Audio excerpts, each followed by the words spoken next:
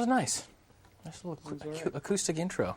Probably the hardest intro ever written, right? Yeah, the hardest intro to any song I've ever had to play. But you wrote that song too in B flat, which if you'd have just wrote it in A, could it?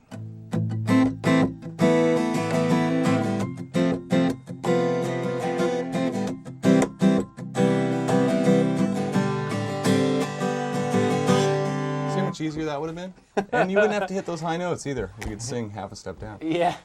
That sounded really pretty. Oh, That's thank nice. you. I never heard you do that before. Oh. Do it again. Do it again. You talk about the song. I'll just provide the background music. All right. This is another song that I had written a long time ago, but just hadn't quite finished it. It wasn't quite working out and stuff. But really, I think what inspired me to finish the song was driving through our old neighborhood. We grew up in Garden Grove, and I hadn't been there for a while, and I drove through to see a relative and saw how there were all these houses that pretty much, hadn't changed. They just looked much older, of course, because I hadn't been there in so long.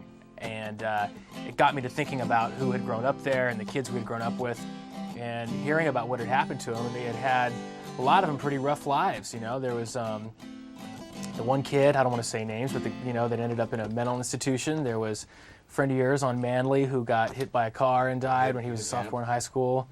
There was one guy that was so strung out on crack that he killed his sister. Literally, I swear to God, killed his sister. Crystal meth, yeah. Crystal, and set the house on fire. And just thinking about it, going, wow, this seemed like kind of a nice, regular, middle-class neighborhood, and yet there's a lot of really tough stories about what happened, and things didn't turn out as well as you would have thought. Some people, will come up to me and talk about that song and go, man, you grew up in a fucked up neighborhood. But more than that, we get a lot of people that just go, yeah, man, you could be talking about my neighborhood. Growing up, we just saw tons of people just fall through the cracks. Fall through the cracks. It wasn't a bad neighborhood at all. It was a totally normal, nice neighborhood and stuff. My parents still live there, so. Yeah. And they're fucked up. Yeah. My dad's on crack, and my mom's pregnant again. But it's true, and I think that was just kind of an inspiration to finish that song, and it ended up being, again, something that somehow kind of, I don't know, I guess kind of resonated or whatever. People seem to identify with it.